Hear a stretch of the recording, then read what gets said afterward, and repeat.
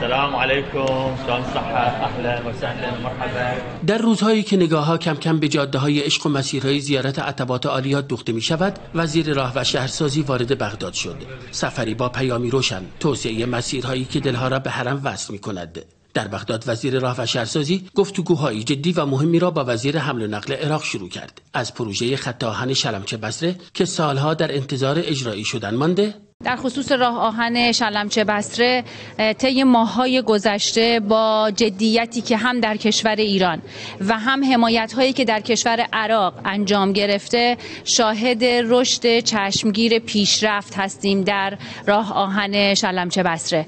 مین روبی به اتمام رسیده بخش اعظمش و انشاءالله با حمایت‌هایی که از طرف دولت عراق میشه، پل هم ما آمادگی رو داریم که پل تکنیکال تا قبل از 40 سال آینده بتونه به بهره برداری برسه. تا تشکیل کمیته مشترک برای هم‌افزایی در تمام حوزه‌های حمل و نقلی. افزایش تعداد زائران در رفت و آمد هوایی و تسهیل رفت و آمد از طریق حمل و نقل هوایی و البته حمل و نقل دریایی هم از موضوعات دیگری بود که در خصوص ایام 40 مورد بحث قرار گرفت و تفاهمات بعدی انشاءالله در جلسه‌ای که بعد از عید قربان برگزار خواهد شد نهایی میشه. و تعزیز الشراکه و التعاون بین العراق و جمهوری ایران الاسلامیه. گسترش همکاری با جمهوری اسلامی ایران در تمامی بخش‌ها اولویت ماست. امیدواریم به زودی در زمینه حمل و نقل جاده‌ای، هوایی و حتی دریایی توافقات خوبی را با ایران امضا کنیم. دکتر فرزانه صادق در دیداری دیگر با وزیر کشور عراق نگاه‌ها را معطوف به جمعیتی میلیونی کرده.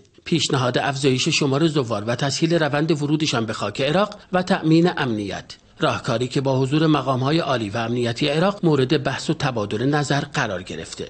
وزیر راه و شهرسازی در ادامه سفر به بغداد با نخست وزیر این کشور نیز دیدار کرده. صبح دوشنبه نیز برای بازدید از پروژه خط ریلی شلمچه راهی بصره می شود. جلال خالدی، خبرگزاری صدا و سیما، بغداد.